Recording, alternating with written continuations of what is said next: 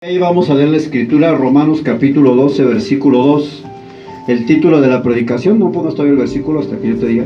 Romanos 12, versículo 2, dice la palabra de Dios: no os conforméis a este siglo, sino transformaos por medio de la renovación de vuestro entendimiento, para que comprobéis cuál es la buena voluntad de Dios, agradable y perfecta. Dile al que tienes a un lado: no te conformes a este siglo. Toma asiento. Vamos a comenzar ahora sí, y vamos a ver aquí en la pantalla el mismo pasaje en otra versión, que es la Nueva Traducción Viviente.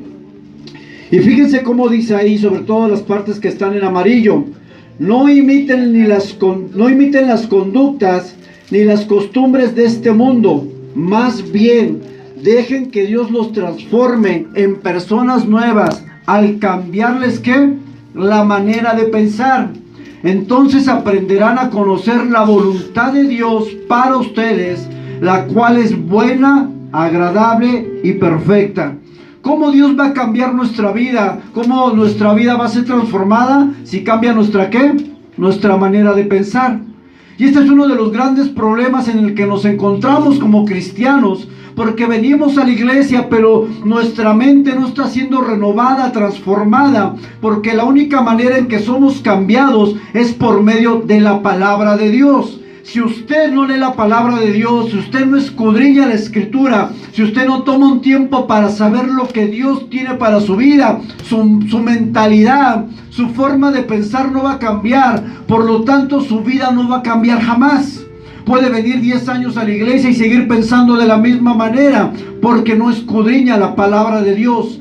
Pablo le hace una advertencia que la iglesia en Roma no debe de hacer, y es imitar las conductas y costumbres que había en ese lugar. De manera particular, y en el contexto en el cual Pablo está escribiendo a los romanos, es porque en Roma era un lugar de idolatría. Había muchos dioses, se adoraba a los emperadores también, pero en Roma, al ser una metrópoli, una ciudad donde había personas de diferentes nacionalidades, cada uno traía su propio Dios. Los griegos adoraban el cuerpo, los griegos tenían dioses, y había una vasta creencias diversas en Roma. Por eso Pablo no le dice a la iglesia, esta carta está escrita a cristianos que viven en Roma, y le dice: no imiten la conducta que está en su entorno. Ustedes tienen que ser diferentes, ustedes tienen que marcar la diferencia. Dejen que Dios cambie su mente para que así cambie sus vidas. Y ese es un principio muy básico de las escrituras. Usted verdaderamente quiere que su vida cambie, deje que Dios cambie su manera de pensar. Y hoy voy a hablar de un tema un poco tal vez atópico o inusual, que es sobre el machismo y feminismo. Y no estoy aquí para dar una cátedra sobre este tema. Yo lo que quiero enseñarles qué dice la Biblia sobre esto. ¿Por qué como cristianos debemos hablar sobre estos temas? Vemos nuestra sociedad y es un tema común. Más que nunca hoy el movimiento feminista se ha levantado en protesta por sus derechos como mujeres. Y vemos que en la Ciudad de México hacen marchas, y luego muchas veces dentro de esas marchas hacen destrozos, y ha caído este movimiento en un extremo. Sin duda, usted y yo como cristianos tenemos que conocer cuál es la postura bíblica sobre esta situación. ¿Qué pasaría usted, mujer, si en su trabajo un compañero de la universidad, una vecina le dice: los hombres no sirven, yo estoy a favor de las mujeres? ¿Qué le diría usted como mujer cristiana? No, pues sí, ¿verdad? ¿No?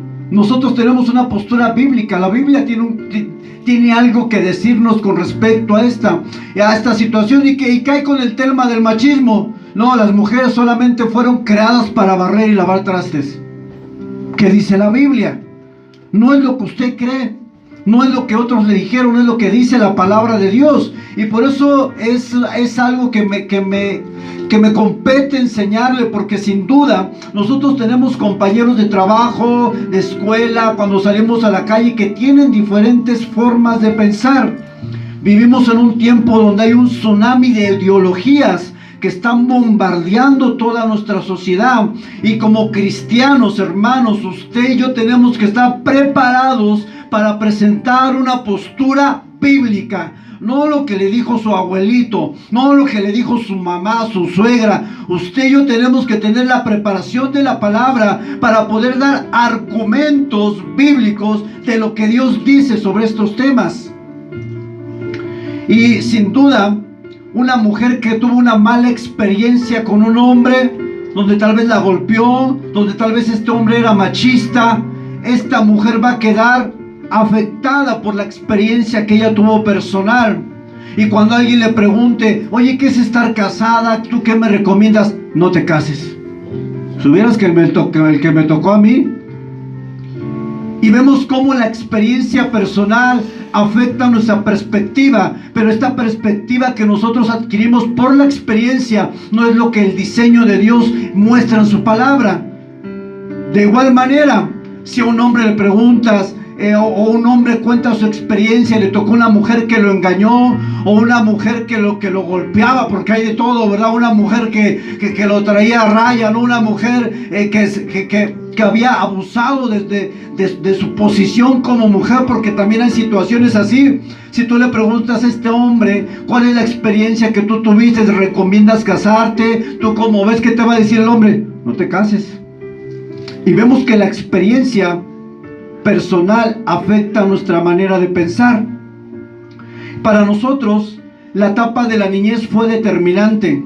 Si alguien creció en un contexto de familia disfuncional, tuvo un padre alcohólico, sin duda, ese niño que se convierte en adolescente y joven va a ver el matrimonio y el contexto familiar como algo que no es agradable. Posiblemente este joven, este niño, esta jovencita, lo que menos quiera va a querer casarse un día en la vida. ¿Por qué? Porque ya fue afectado por el entorno donde vivía. La niñez es una etapa donde muchos de nosotros de alguna manera fuimos deformados en contra de lo que la palabra de Dios nos va a enseñar el día de hoy. Traemos unas ideas bien raras, unas ideas que nos dijeron desde nuestros ancestros.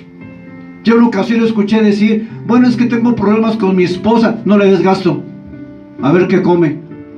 Y tenemos unas ideas que de verdad vienen como de pueblo, esas de la sierra. Dale un palazo en la cabeza y vas a ver cómo tu mujer te obedece.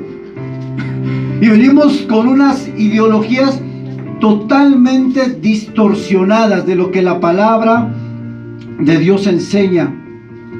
El resultado es que en nuestra vida, nosotros ya estando en Cristo, nosotros ya conociendo la palabra, no podemos continuar con esa misma manera de pensar.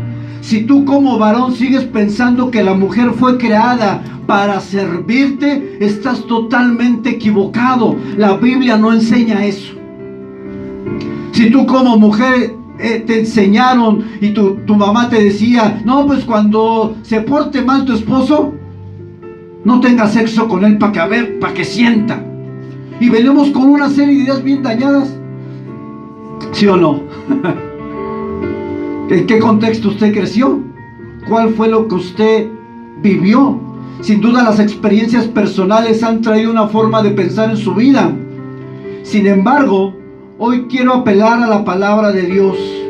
En 2 de Timoteo 2:15 le dice Pablo a Timoteo, esfuérzate por presentarte a Dios aprobado como buen obrero, que no tiene de qué avergonzarse. Y le dice, y que interpreta rectamente la palabra de Dios. Aún en el contexto cristiano, yo como pastor o alguien que enseña la palabra de Dios puede enseñarle mal a usted.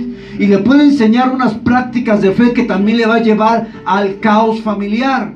Y hemos enseñado este tema, lo hemos estudiado, hemos profundizado, por ejemplo, y sabemos que en muchos lugares se prohíbe que a la mujer use pantalón, hablando desde el Antiguo Testamento, donde se les dice a las mujeres y a los hombres que no debían de usar túnicas que fueran como la de los varones, porque en ese tiempo la palabra pantalón no existía. Alguien que enseñó la palabra le metió el pantalón a la palabra, cuando no existe la palabra pantalón ahí en el texto del Antiguo Testamento. Y entonces tenemos mujeres que llevan 15 años en el Evangelio y que nunca han usado un pantalón porque el pastor les dijo, no uses pantalón, eso es del diablo. Entonces nos damos cuenta que desde el púlpito nosotros como pastores podemos influenciar su manera de pensar, y que si usted no lee la palabra de Dios y si usted a todo dice amén, posiblemente yo me pueda equivocar de manera a lo mejor no intencional, pero también hay gente que de manera intencional manipula a la iglesia, que de manera intencional abusa de la iglesia. Por eso nosotros somos llamados a escudriñar la palabra de Dios y no decirle a todo amén. No diga todo amén, hermano. No. Piense lo que está diciendo el que está predicando. Piense lo que la palabra dice. Si yo le doy un versículo, vaya al versículo y vea lo que yo estoy diciendo. A lo mejor yo me estoy equivocando. Usted tiene que tener la responsabilidad personal de poder escudriñar la escritura. Y quisiera hablar sobre el feminismo de manera inicial. Todavía no le pongas a hijo, déjala ahí. El feminismo, a diferencia de lo que muchos podemos pensar, no es un movimiento nuevo. Este surgió en los años 1700. Fíjense cuál era el propósito del feminismo. Buscaban de manera primordial lograr el derecho a votar, a estudiar, a administrar y a una apertura de mejores oportunidades para las mujeres. Este fue el inicio original o el propósito original del feminismo.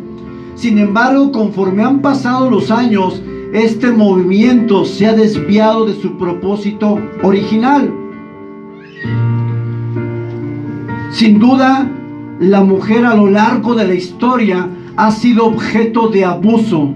Sin duda, la historia y muchas culturas en Asia, muchas culturas en Oriente, sabemos que a la mujer la tienen como un objeto.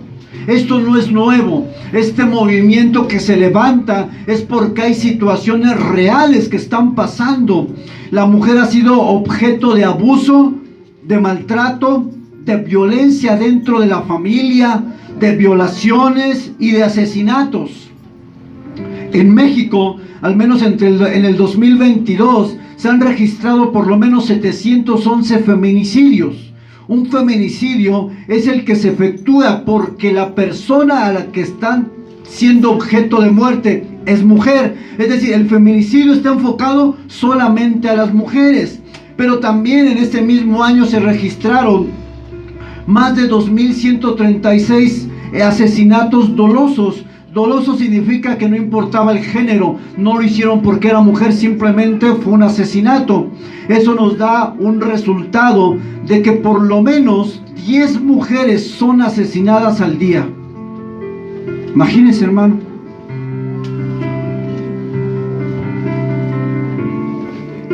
Esto le sucede a las mujeres. Las mujeres asesinadas están dentro de todas las etapas, desde niñas, adolescentes, adultos mayores. Y quisiera preguntarle a ustedes algo. ¿Cuál es nuestra postura como cristianos? ¿Qué es lo que nosotros pensamos? ¿Qué es lo que usted piensa sobre esto? ¿Usted tiene una postura sobre el feminismo y el machismo? ¿Su postura es bíblica? Bájale un poco al piano, Rafa, por favor. ¿Su postura es bíblica o su postura es de acuerdo a sus experiencias? Porque hay que tener claro que la experiencia personal no abarca el contexto general. Es decir, por una experiencia no podemos decir que todos los hombres son infieles. Por una experiencia no podemos decir que todas las mujeres son malas mujeres. ¿Estamos de acuerdo? Sin embargo, nosotros basamos muchas veces nuestra postura y nuestra manera de pensar de acuerdo a nuestra experiencia personal. Y es ahí donde nuestra experiencia personal va a tener un choque con la palabra de Dios. ¿Cuál es la postura de nosotros como cristianos? Voy a citar algunas palabras y ahorita vamos a ir a la palabra de Dios. Hay algo que nosotros como cristianos estamos totalmente de acuerdo con la postura feminista. ¿Qué es eso en lo que nosotros estamos de acuerdo? Estamos totalmente en desacuerdo con todo tipo de maltrato, abuso a la mujer y cualquier tipo de violencia que sobre ella se ejerza. física y verbal. Nosotros como cristianos, por supuesto que estamos en contra de la violencia contra la mujer. Todos tenemos mamá, ¿no?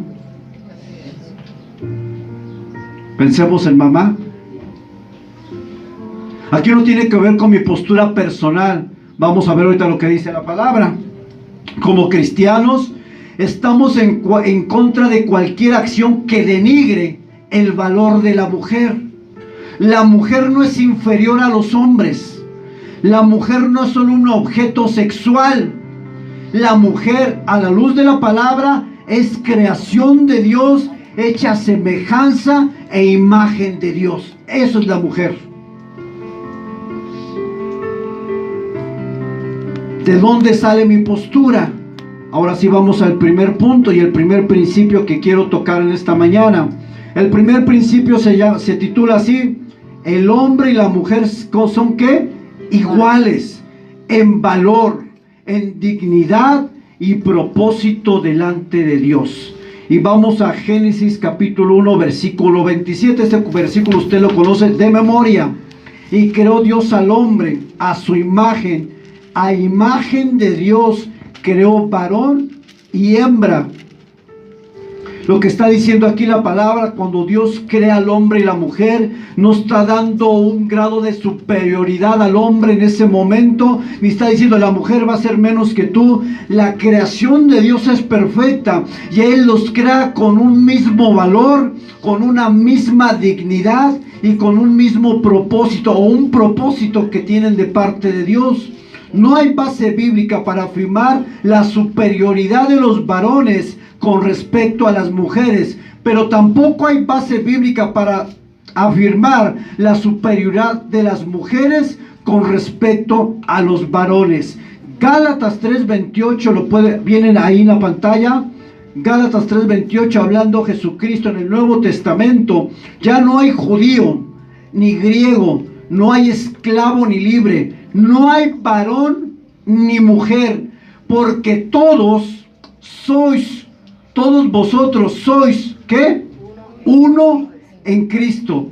Usted sabía que para nosotros es enseñar una doctrina. Esta doctrina tiene que estar en el Antiguo Testamento y tiene que estar soportada por el Nuevo Testamento para que esa doctrina tenga una base sólida, porque hay personas que solamente te sustentan el Nuevo Testamento. Las enseñanzas o los principios del Nuevo Testamento tienen que estar fundamentados con los que están en el Antiguo Testamento para tener un soporte bíblico. Esto es lo que se conoce como testigos en hermenéutica. Un testigo es que cuando hay una enseñanza en el Antiguo Testamento, esta está soportada por otra en el Nuevo Testamento. El mismo principio en dos lugares diferentes, en dos contextos diferentes, pero con la misma esencia de la enseñanza. Las mujeres y los hombres delante de Dios son o tienen el mismo valor, tienen la misma dignidad y tienen ambos propósito. Segundo punto, vamos avanzando. El hombre y la mujer son distintos en género y gloria a Dios, hay hombres y hay mujeres. Eso es claro también. Aunque es una enseñanza muy básica que nosotros conocemos en Génesis, esta enseñanza tan básica hoy allá afuera se ha distorsionado, porque allá afuera te dicen, no, ya no hay mujer. La ideología de género es lo siguiente: tú puedes ser lo que tú quieras y lo que tú sientas. Y pusieron por ahí un meme en Facebook donde un perro está arriba de un árbol y le ponen ahí, es que me sentí pájaro y ya estoy aquí. Hoy vemos en la sociedad que hay gente que se siente gato, que hay gente que se siente perro. ¿No? ¿No han visto? Que hay gente que se casa con un árbol o con un carro. O sea, hay una depravación y una distorsión de la palabra de Dios tan terrible que es importante que tú y yo tengamos el fundamento de la palabra de Dios. Solamente hay varón y hay hembra, no hay otra cosa. La Biblia no enseña otra cosa, y es algo que usted y yo a nuestros hijos le tenemos que recordar constantemente. ¿Por qué? Porque en el entorno de las universidades y las escuelas hay una presión de esta ideología de género para que la gente pueda estar confundida con respecto a su identidad. En una ocasión me tocó ser testigo donde estaban unos amigos ahí y uno le decía, tú los hombres, ¿por qué no le das un beso a este cuate? Y dice, pues si no tiene nada de malo, total, pruebas, además ahorita pues ya todo se puede. Un jovencito, ¿y qué creen que hizo el jovencito?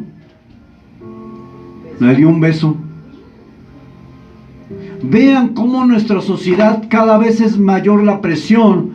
Y si usted a su hijo pequeño no le recuerda, no le dice, usted es un varoncito, usted es una mujercita, allá afuera le van a decir que es otra cosa, allá afuera le van a decir, usted es niño, usted quiere ser mujer, puede ser mujer. En una ocasión un hermano que trabaja en una escuela de paga, dice que una vez llegó un niño con una falda y con una blusa. ¿Por qué? Porque le dicen, puede ser lo que tú quieras. Pero nosotros como cristianos, hermanos, usted tiene que definirle a su hijo, mire hijo, tú eres varón, tú eres un varón, señorita, usted es una mujer, este es el diseño de Dios, esto lo enseña Dios en su palabra. ¿Cuál es el problema de esto? Y vamos a ver la siguiente diapositiva. ¿Por qué este problema que está pasando en nuestra sociedad? El pecado en el hombre lo ha llevado a distorsionar el diseño original de Dios, provocando un daño colateral, a la juventud, a la niñez, al matrimonio, a las familias y a todo su entorno. Es el pecado del hombre. Hace 15 días hablábamos que la voluntad del hombre en su propia voluntad no quiere buscar de Dios y en su propia voluntad se desvía de Dios. Yo quiero que usted entienda, hermano, que vivimos en un mundo caído, que vivimos en un mundo donde el pecado sigue creciendo y crecerá más, y que si usted como cristiano no tiene el fundamento de la palabra de Dios, usted puede ser confundido allá afuera, usted puede ser incluso engañado con ideologías que no son conforme al diseño de Dios.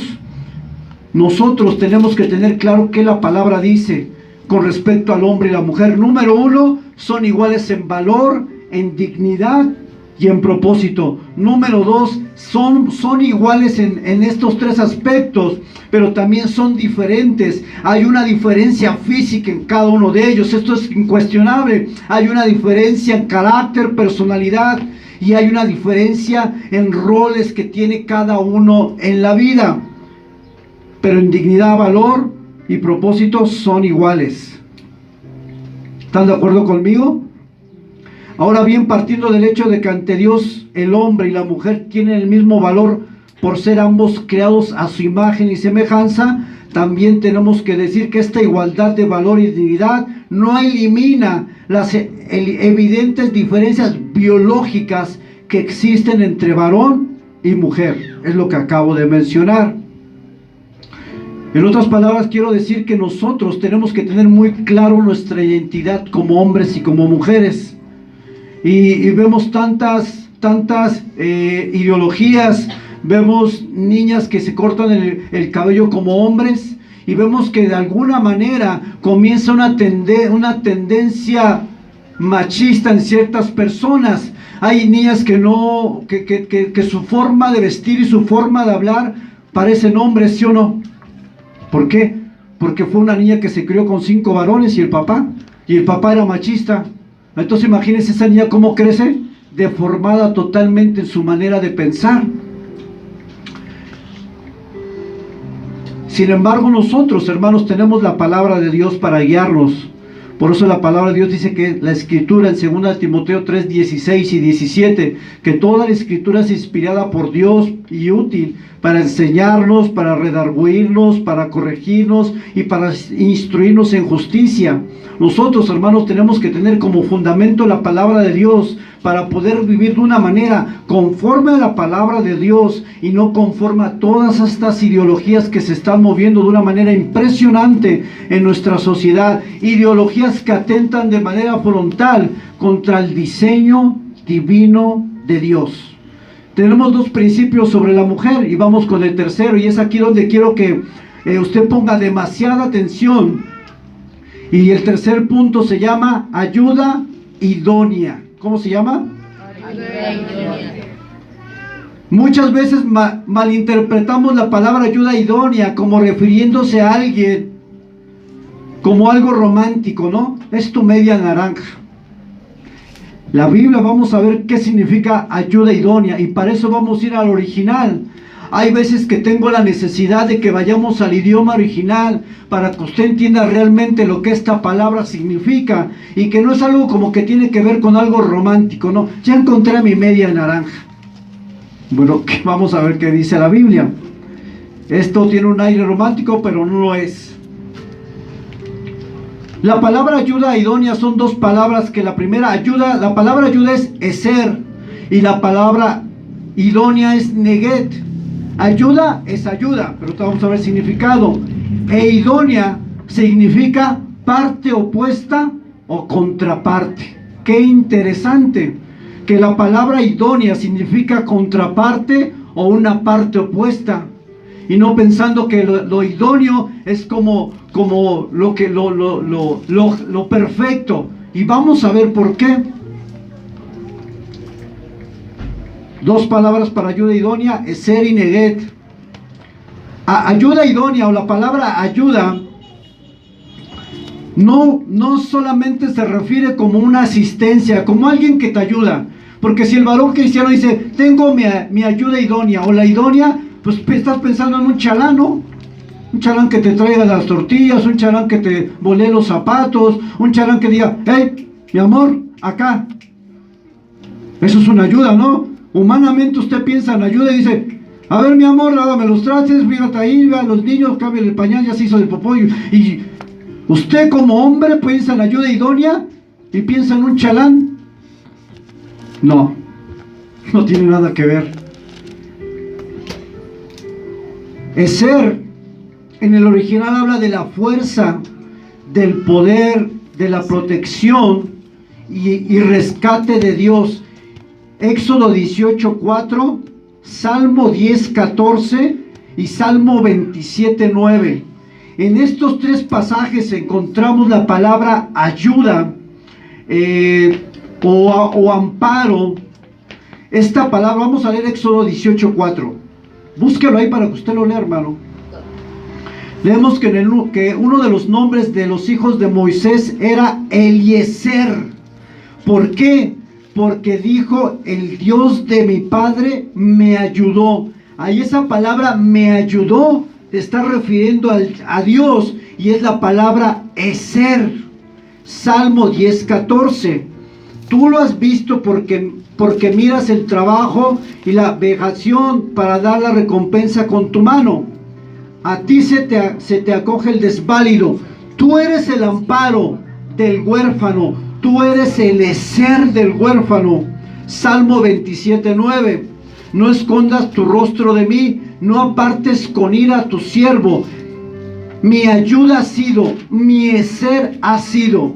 No me dejes ni me desampares, Dios de mi salvación. Es decir, la palabra eser en el original es una palabra que casi todo el contexto de la Biblia, cuando se refiere a ayuda, se refiere a Dios o a la esencia de Dios mismo como ayudador, como protector y como alguien que rescata. Fíjense qué interesante que entonces la palabra eser, cuando habla de la mujer como ayuda idónea, se está refiriendo a una característica de Dios que Dios ha puesto en la mujer para ser un complemento del hombre. En ese sentido, podemos decir que entonces la palabra ayuda, refiriéndose a la mujer, se refiere a una persona que está con la otra para complementarlo y ser su protección de alguna manera, ser su fuerza, porque usted está de acuerdo que cuando nosotros como matrimonio muchas veces pasamos por circunstancias difíciles, ¿Quién es la persona más cercana que nos levanta? La esposa o el esposo, o en este caso la esposa. No son tus amigos, no es tu suegra, tu suegro, no es ni siquiera tu mamá o tu papá. ¿Quién es la que está ahí contigo? Tu esposa. Tu esposa está ahí, tu esposa es incondicional. Así es que en ese sentido la palabra ayuda, hablando de la mujer como ser, es una palabra que tiene una connotación donde la mujer se le da una característica de Dios mismo, como algo comunicable a la vida de la mujer. Eso es ayuda, no es una chalana.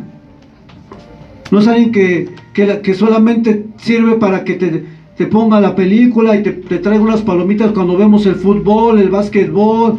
No es esto. Ser no es esto.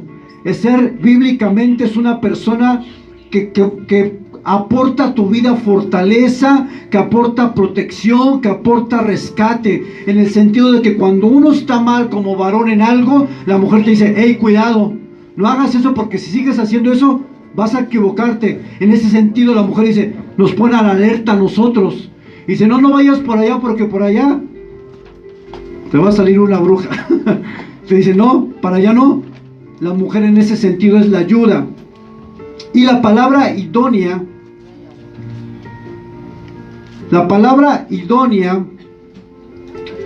significa opuesto o contraparte. En el relato de Génesis capítulo 2, en el que Dios le quita al hombre una parte de su anatomía para crear a la mujer, esa idea transmite la idea o el principio de complementariedad. La primera parte, que es el hombre, no está completa sin la segunda parte.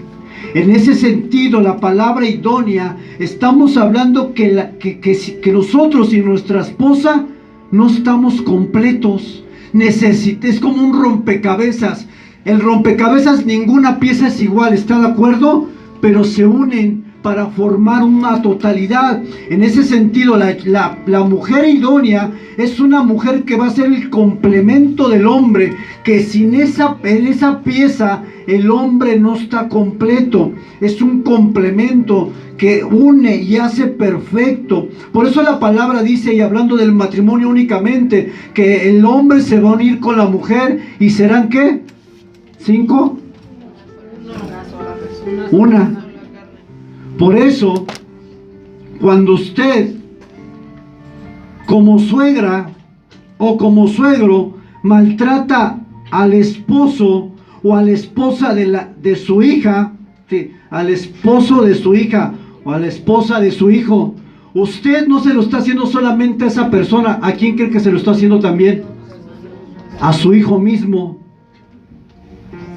Cuando usted como suegra le dice: oye, tu esposo, el gordo, ese que está ahí, no sirve para nada, ¿sabe a quién le está diciendo eso también? A su propia hija o a su propio hijo. Por eso, papás, debemos ser cuidadosos con lo que usted habla, porque usted, al hablar mal de su yerno, ¿sí, verdad?, de su yerno, está hablando mal de su propia hija. Porque son ¿qué? Una sola carne, están unidos. Debemos de ser cuidadosos, porque usted tal vez no lo sabía, pero hoy ya lo sabe, y usted no debe hacer eso, porque al fracturar, al lastimar al esposo de su hija, o a la hija de su esposo, al yerno, a la yerna, o a la nuera, me confundo con eso. ¿No era o sí era? ¿Lo está haciendo con quién? Con su propia sangre. ¿Había pensado en eso?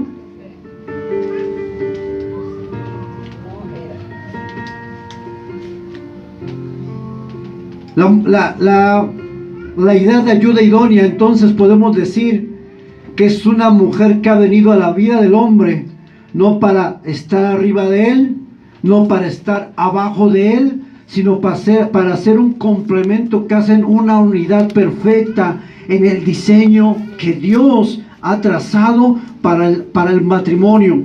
Por eso, los jóvenes que están aquí, el día que usted se quiera casar, usted no piense porque muchas veces los jóvenes traen ideas que los papás les dicen: No, hijo, el día que tu esposa se porte mal, no le des para el gasto. No, hijo, el día que tu esposa se porte mal, pues anda con otra. Porque aunque parezca increíble, así hay personas que piensan. Y lo peor es que no estoy hablando de gente de allá afuera. Estoy hablando de gente cristiana, gente que dice que ya conoce de Dios, gente que dice que ya tuvo un encuentro con Dios, y dando ese tipo de consejos. Por favor, usted no dé un consejo en base a lo que usted vivió como mamá o como papá. Eso fue tal vez un error que usted cometió, pero si usted está en Cristo ahora, es una nueva criatura. Las cosas son nuevas ahora, y usted tiene que cambiar esa mentalidad de cavernícola. A mí mi papá me decía cuando estaba chavo: no, hijo, tú puedes tener 3, 4 novias y no pasa nada. ¿Eso es correcto? No, hijo, tú puedes ver a las que quieras. Si todo el mundo la vas a tocar y no vas a tener sexo con ella, tú ve a las que quieras. Mira, hay una. ¿Eso es correcto? Pero es porque no ha habido un cambio en la mentalidad. Si ustedes jóvenes, los que son varones, piensan que cuando se casen van a tener una sirvienta en su casa, están equivocados. Están equivocados totalmente. Ahorita le toca a usted, varón, porque también para el varón Dios nos dice cómo debemos tratar a las esposas. Las mujeres no son objetos sexuales para que usted las use y las deseche como si fuera cualquier cosa.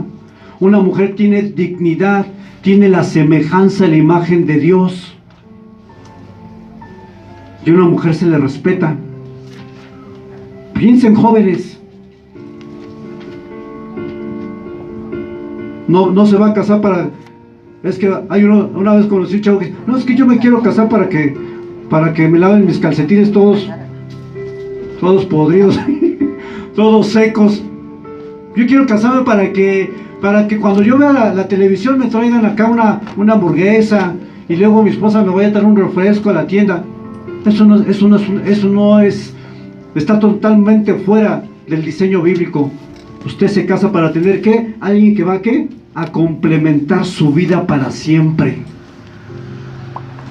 Y que sin esa parte, usted va a estar, ¿qué? Incompleto.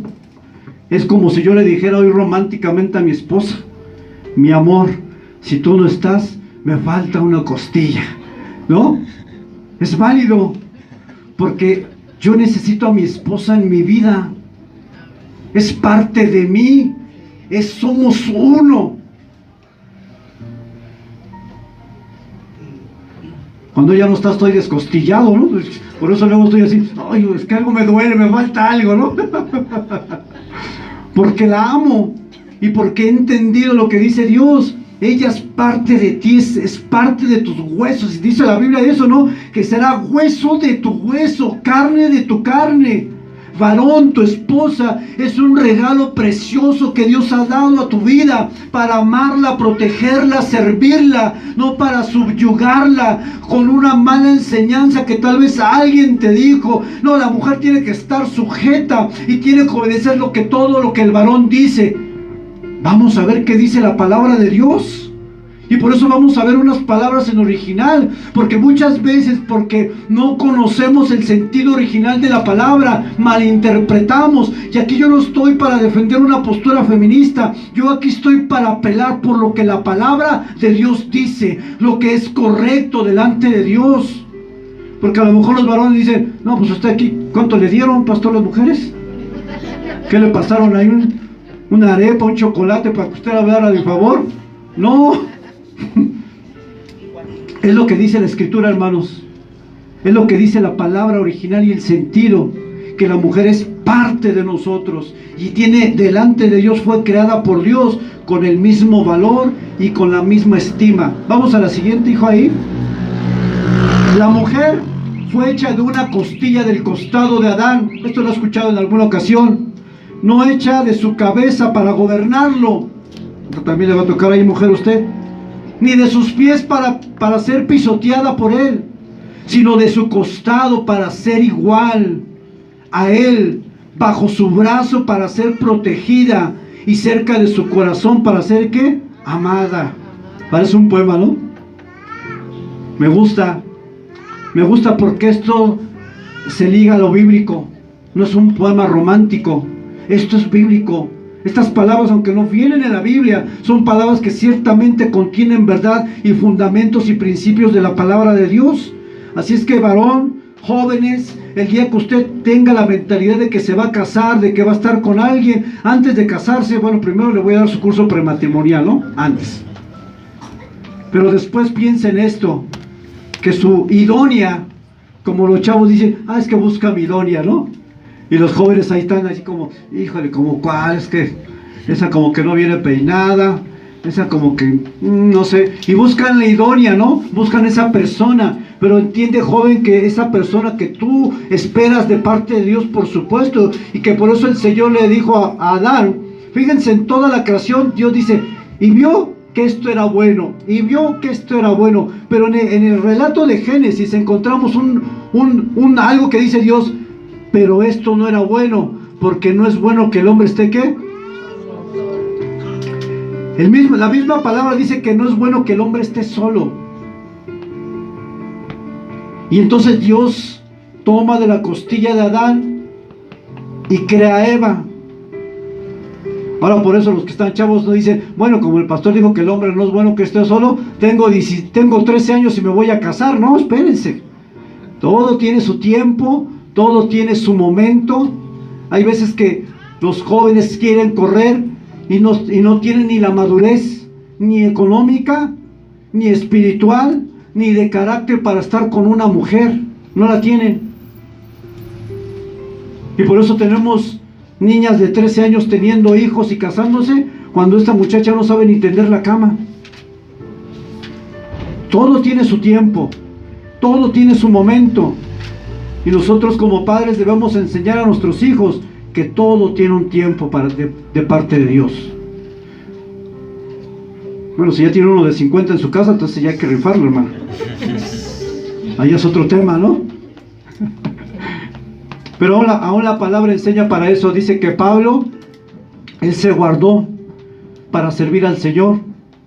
Y hace 20 días dijimos que una persona joven, soltera, la palabra de Dios enseña que ese joven que está soltero tiene más tiempo para la obra del Señor y para dedicarse a Dios. Así es que los solteros no se espanten. La Biblia enseña que dice que un soltero tiene más tiempo para servir a Dios.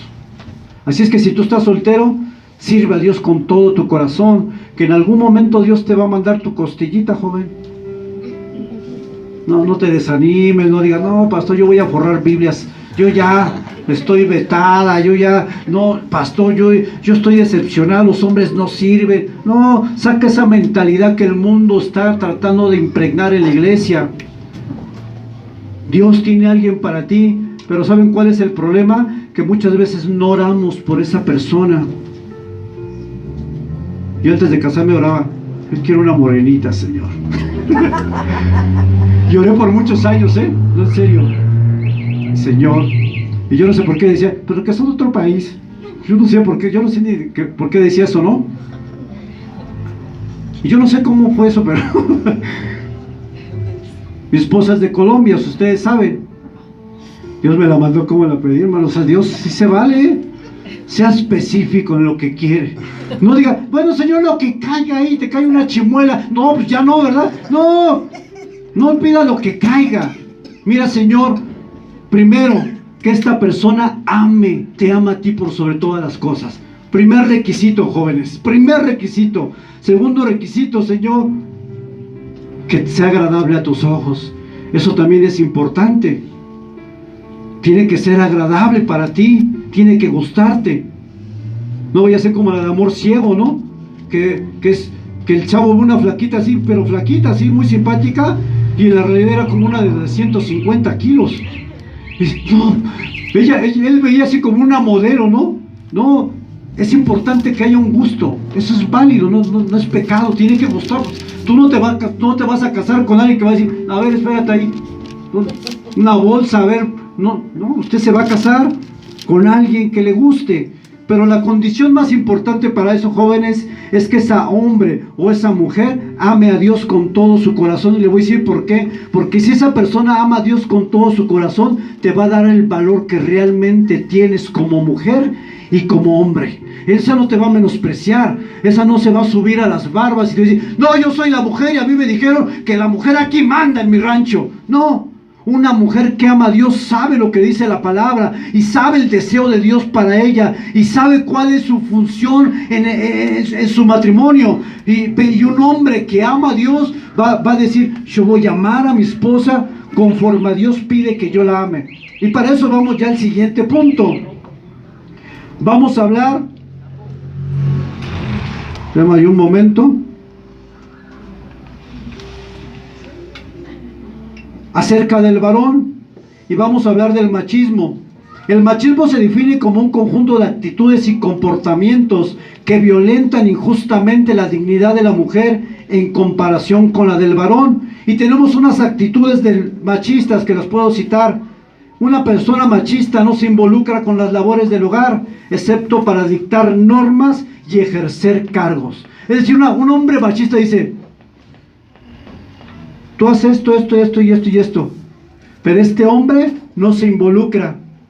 Este hombre solamente manda así como en un trono. Haz esto y esto y esto. Esa es una actitud machista. Y esta información la saqué de una página de la Secretaría de Gobernación hablando del machismo. Estas son características de un hombre machista. No voy a decir eso lo inventó el pastor. Un hombre machista,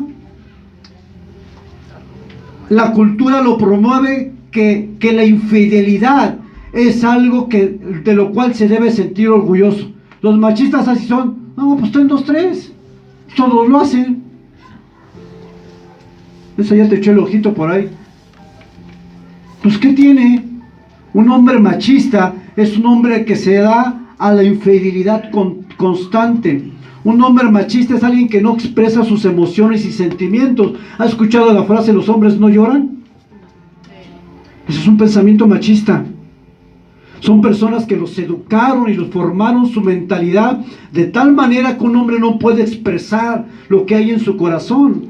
Un hombre machista dice palabras despectivas hacia la mujer como, ay, tenía que ser mujer.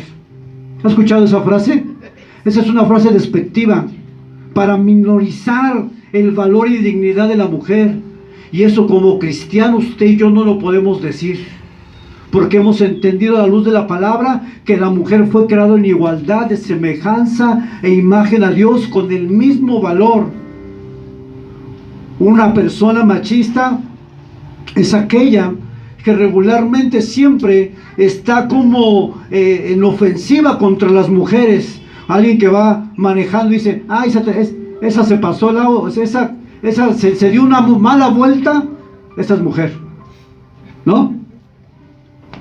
Tenemos una mentalidad, hermanos, y si se da cuenta, yo digo, bueno, y todas estas formas de pensar, ¿no se supone que son de las personas que no tienen a Cristo en su corazón? ¿No se supone que son de las personas que no han nacido de nuevo? Nosotros como cristianos varones, ¿por qué debemos de pensar así? Cuando nosotros no estamos regidos por nuestras experiencias, sino por la palabra de Dios.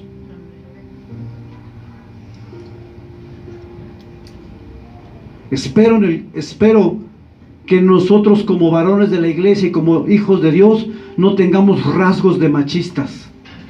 Espero en Dios. Y si usted lo tiene, vaya a la presencia de Dios y dígale, quítame este lastre en mi vida. Quítame esta manera de pensar que me enseñaron en mi pueblo.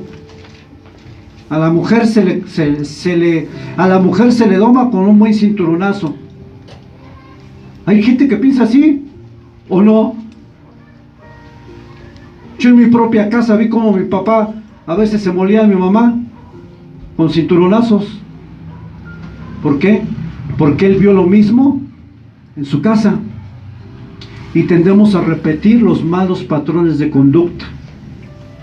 Si no venimos a Cristo y si no permitimos que la palabra permee nuestra mente y nuestro corazón, usted aunque venga a la iglesia va a tener siguiendo actitudes machistas. Y no puede ser así, porque en Cristo tenemos que ser transformados cada día más. Y si usted como mujer trae pensamientos feministas. No, el hombre no sirve, pastor. Yo no necesito un hombre en mi vida. Te voy a decir que la mitad sí, que la mitad no. Te voy a decir que como mujer tuviste una mala experiencia, y esa mala experiencia te marcó y deformó el diseño bíblico que es de parte de Dios. No todos los hombres son malos.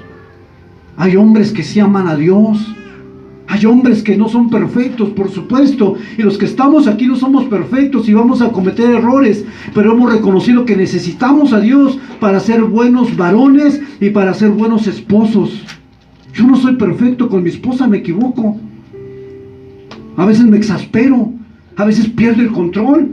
Yo soy vulnerable tanto como ustedes, pero a veces me toca decir, mi amor, perdóname porque te hablé muy fuerte. Discúlpame. Mi amor, creo que no debí decir eso. Perdóname porque no me he involucrado con los niños. ¿Sí me entiende? Hay que reconocer que como varones fallamos, hay que reconocerlo, hermanos.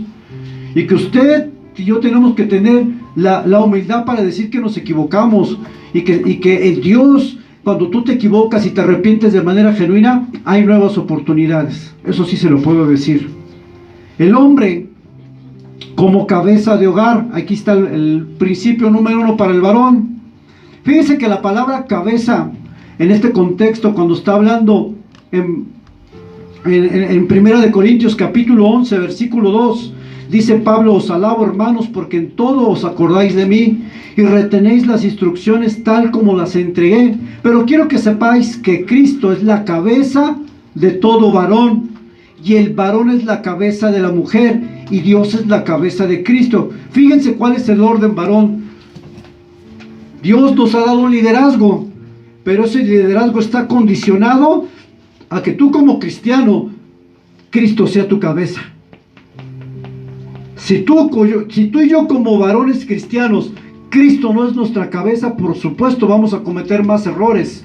Por supuesto no nos sujetamos a la autoridad máxima que es el Señor Jesucristo. Y por supuesto nuestra manera de hablar, nuestras actitudes para con nuestra esposa, y si no conocemos la palabra de Dios, lo que dice, cómo debemos amar a las esposas, por supuesto va a ser totalmente equivocado.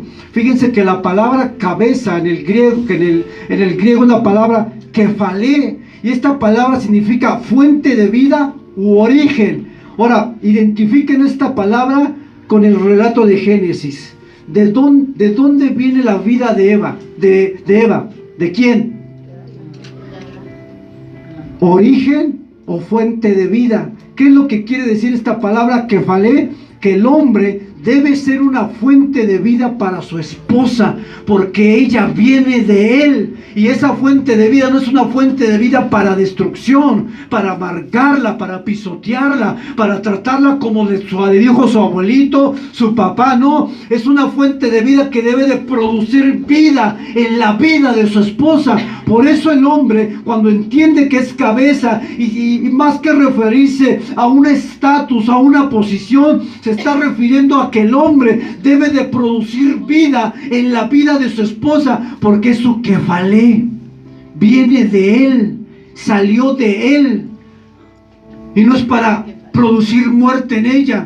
¿Sabía que hay esposos que producen muerte en las esposas? ¿Cómo las tratan? ¿Cómo las humillan? ¿Cómo con solamente palabras? Dice la Biblia que hay palabras que son como espadas. No sirves, te hubieras quedado con tu mamá, tú vienes de pueblo, no tienes estudios, no sirves para nada. Esas palabras no producen vida en la esposa, producen muerte. Y el hombre, el kefalé, está hecho, o en el original tiene que producir vida en la esposa. Gracias, mi amor, porque eres una persona importante para mí. Kefalé, cabeza del hogar.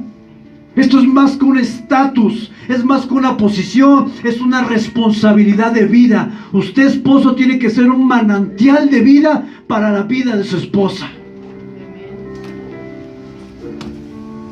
Y no vaya a producir un arroyo seco ahí, sin una plantita, una florecita ahí que... ¿Qué palabras le decimos a nuestra esposa?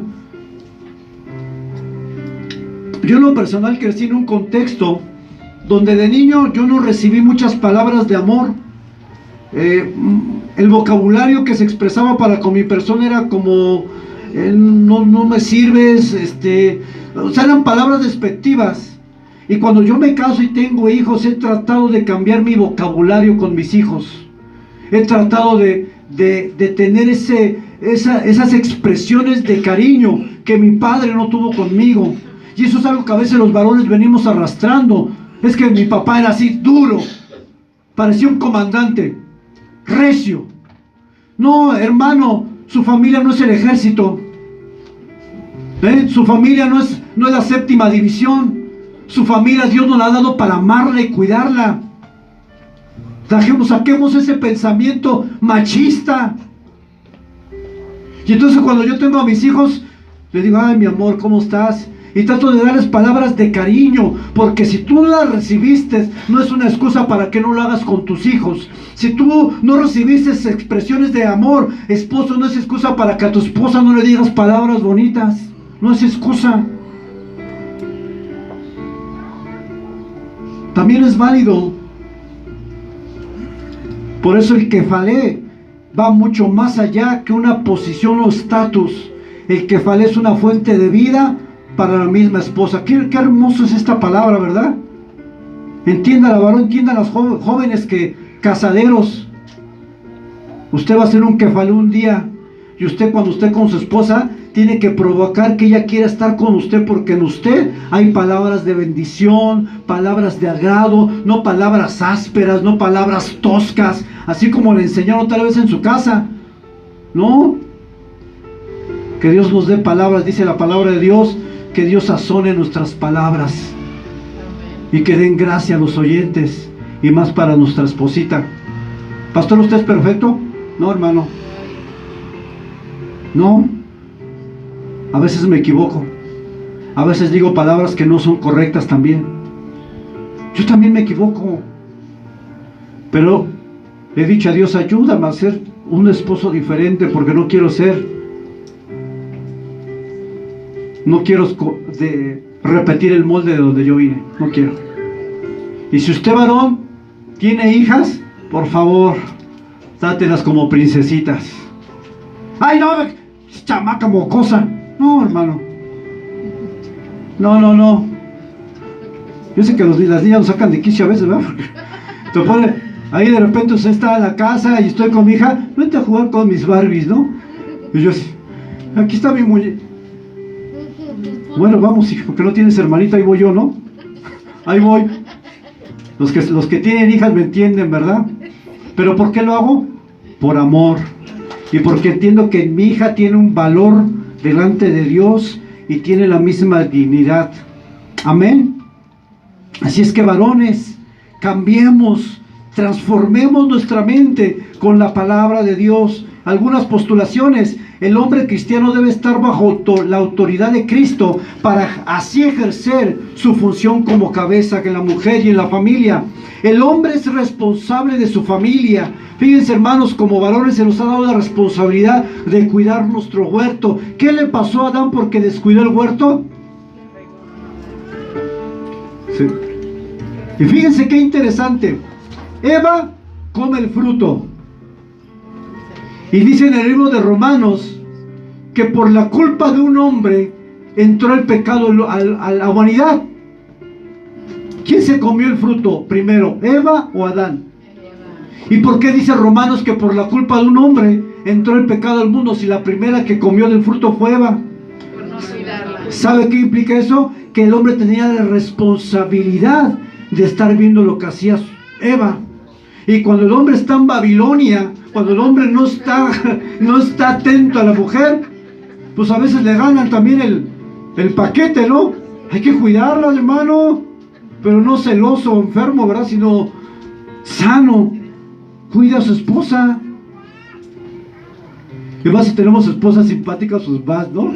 Amén. Nuestras esposas son simpáticas. Las hijas de Dios son hermosas. Cuídenlas. Cuide a su esposa, hermano. Porque llega a la carnicera. Mi amor, ¿qué te doy, güerita hermosa?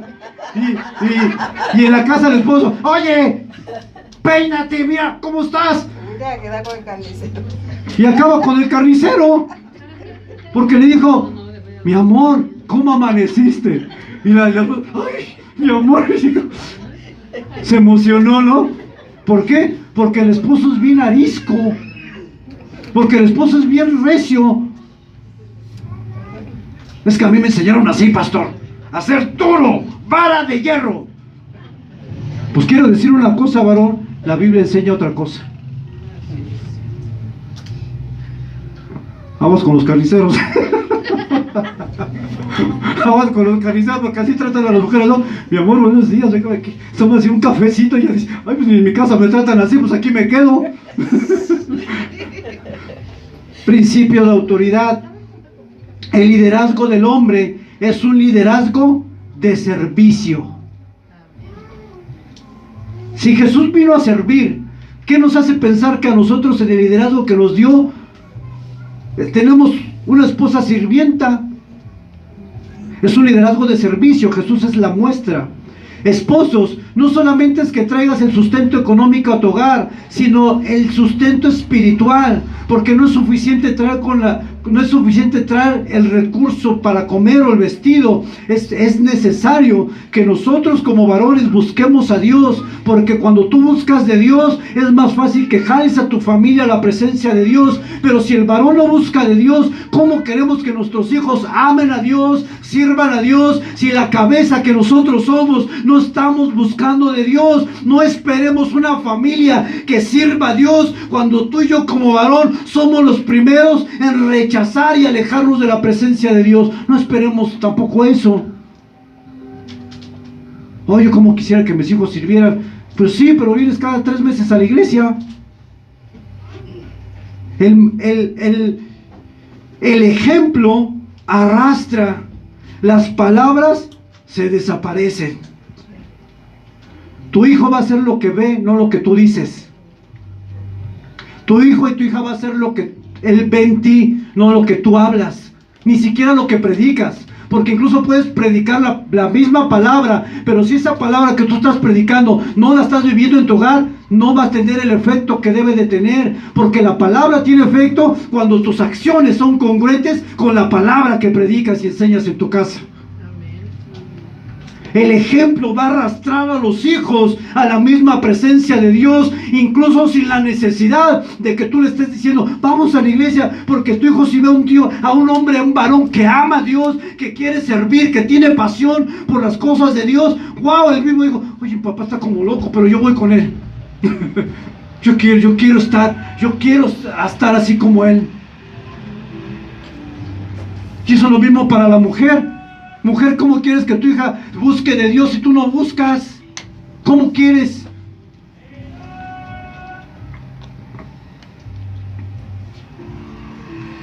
El liderazgo de un hombre debe estar en armonía con la palabra de Dios. En el momento en que el hombre sobrepasa la autoridad de la palabra de Dios, escuche esto, la mujer no está obligada a obedecer la autoridad de alguien que no está sujeto ni a la autoridad de la palabra ni a la autoridad de Cristo. Y se los voy a demostrar. Imagínense, yo como papá tengo la autoridad como padre y le digo a mi hijo, hijo, ve y ahí hay una bicicleta mal parada, tráetela. Tengo la autoridad. Pero ¿qué le estoy pidiendo yo a él? Algo que va en contra de la palabra y de Dios mismo. Si tú como varón le pides a tu esposa cosas que van en contra de la misma palabra de Dios, la misma palabra la protege para no hacer lo que tú le estás pidiendo. Y vamos a ver ejemplos. Principio de autoridad. Romanos 13:1 nos enseña Dios a través de su palabra que debemos de someternos a las autoridades superiores, porque no hay autoridad sino de parte de Dios, y las que Dios ha puesto han sido establecidas por Él.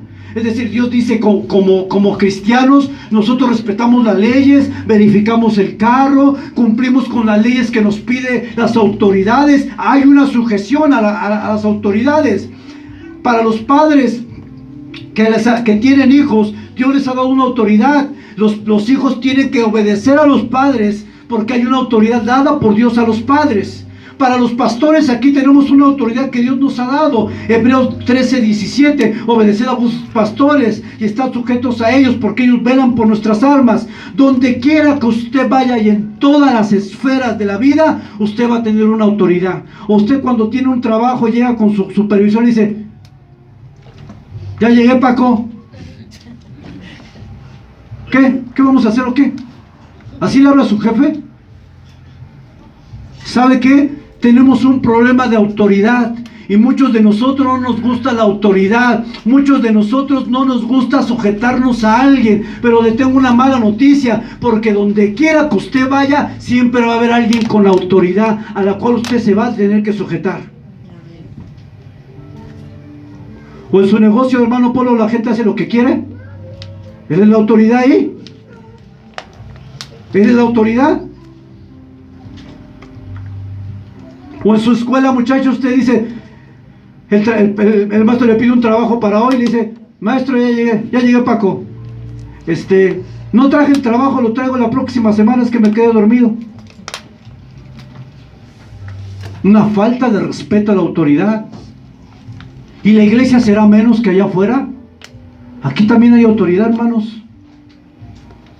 Ahora, si yo a usted le pido algo que no venga en la Biblia, totalmente usted tiene el derecho de decirme, nada con usted, Señor. Si yo le pido a usted algo que contradice la misma palabra de Dios, usted tiene todo el derecho de decirme, pastor, usted lo que me está pidiendo no viene en la Escritura, Usted lo que me está pidiendo es antibíblico. Usted lo que me está enseñando está errado. Porque en el momento que yo supero la autoridad de la palabra, pierdo mi autoridad.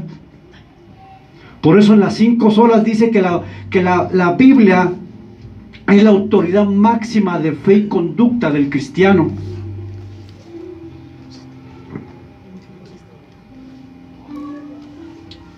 En el libro de Hechos hay un caso donde Pedro y Juan son llevados ante las autoridades porque habían predicado el evangelio y los presentan ante los sumos sacerdotes, quienes eran la autoridad en ese lugar, en Jerusalén. Ellos le dijeron que ya no predicaran el evangelio porque iban a llenar la ciudad de la palabra de Dios.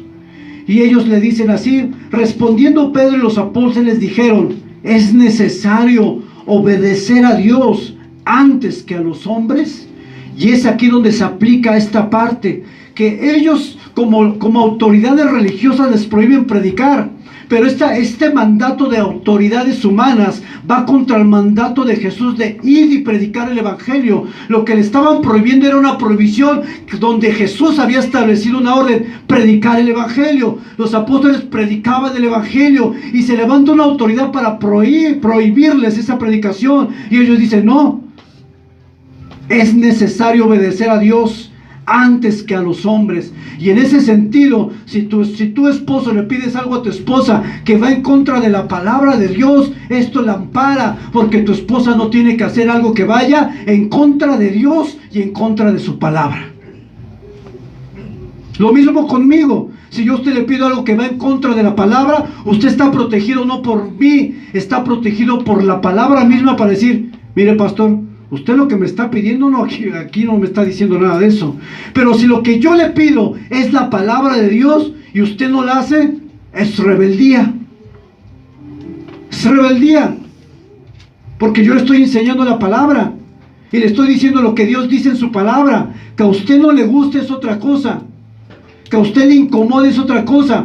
Pero si yo le cito la Escritura y la estoy citando conforme a la palabra lo enseña, es una cuestión del corazón de usted. Siguiente punto. Y estamos terminando. Varones, el hombre debe de amar de manera sacrificial. Efesios 5:25 dice, maridos, amad a vuestras mujeres, así como Cristo amó a la iglesia y se entregó por ella. Pregunta, ¿de qué manera Cristo amó a la iglesia? Para nosotros es más difícil que cualquier otro mandato, porque la manera en que Cristo amó a la iglesia es una manera ¿qué? Sacrificial. Él dio todo por la iglesia.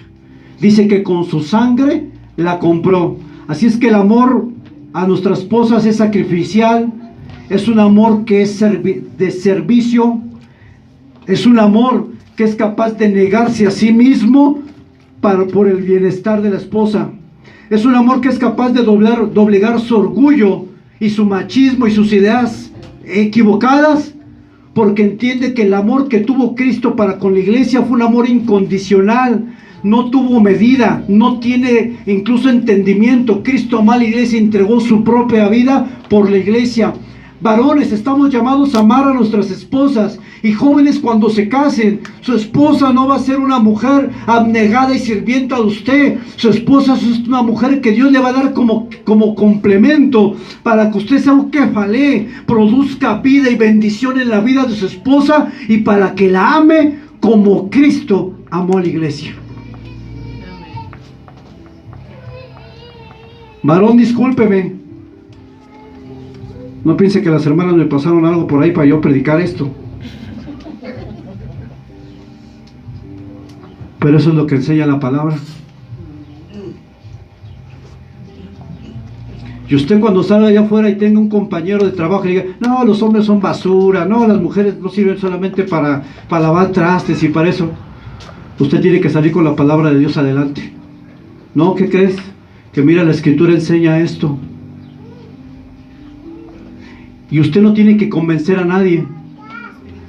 ¿Quién creen que lo hace? El Espíritu de Dios. Usted solamente le va a decir: mira, amiga, Génesis 1:27, Dios los creó varón y hombre iguales. Varón y mujer, perdón. Ya con tanta confusión que hay. Varón y mujer iguales. Usted, varón, yo le pido con todo el corazón, y sobre todo a los que tenemos hijas, que Dios nos ayude a tratar a nuestras esposas como Dios lo pide. Pero yo tengo hijos. Bueno, que tu hijo sea una imagen de lo que tú enseñas, para que tu hijo trate a su esposa como se debe. Basta de esos pensamientos. Nosotros no somos personas que imitamos las conductas de este mundo. Usted es una hija de Dios.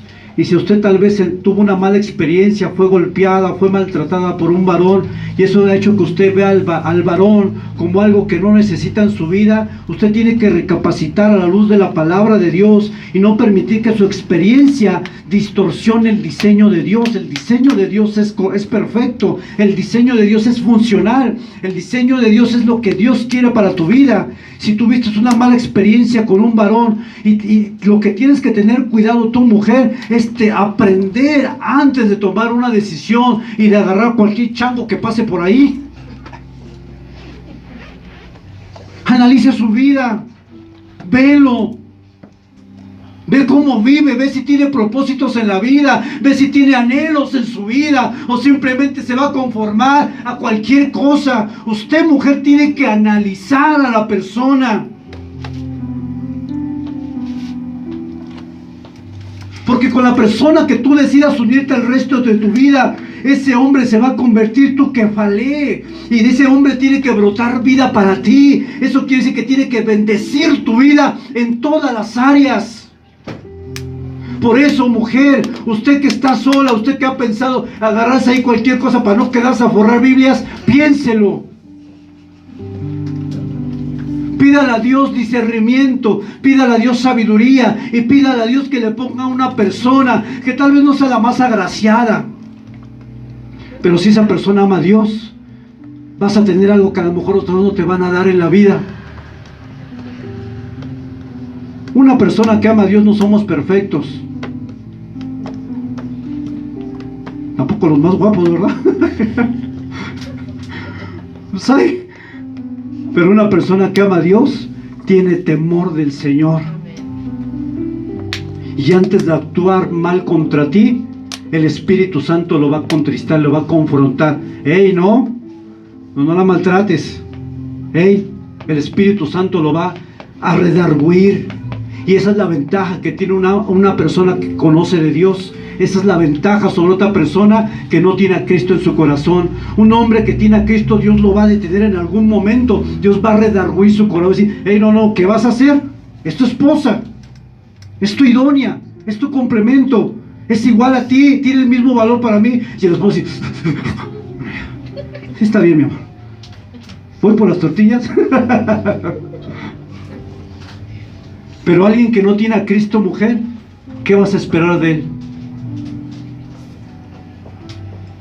Una naturaleza caída nos lleva al pecado. Y el pecado nos va a llevar a un maltrato para ustedes como mujeres. Tenga cuidado, y se lo digo en el amor de Cristo. Mujeres que no tienen esposo, que no tienen pareja o no tienen novio, analice la vida de la persona antes y pídale a Dios que le revele su corazón, porque en el noviazgo los hombres somos una cosa y en el matrimonio es otra, ¿eh? ¿Sí o no? En el noviazgo, sí, mi amor, se quitaba el saco y lo ponía, y en el matrimonio, ¡ah, ya! ¡Vámonos! Mujercita, no te dejes impresionar. Dile a Dios que te dé discernimiento y ver el corazón del joven o del hombre o del varón. Todas las mujeres que están aquí pueden decir, atestiguar eso contra nosotros, ¿no? En los noviazgos, ¿cómo éramos? Y una vez le compraste una piedra a mi esposa, no sé para qué le compré una piedra con su nombre. Y eso era romántico como para mí. Pasé ahí, estaban en piedras y digo, pues pongan el nombre ahí de mis... Y le llevaba una serie de cosas que ni servían, ¿no? En el noviazgo uno es una cosa, y en el matrimonio, por eso antes de estar con alguien, pide a Dios que revele el corazón de esa persona totalmente. No se vaya a llevar un chasco, como muchas le han pasado. ¿O no? ¿O estoy diciendo mentiras? Póngase de pie, hermano.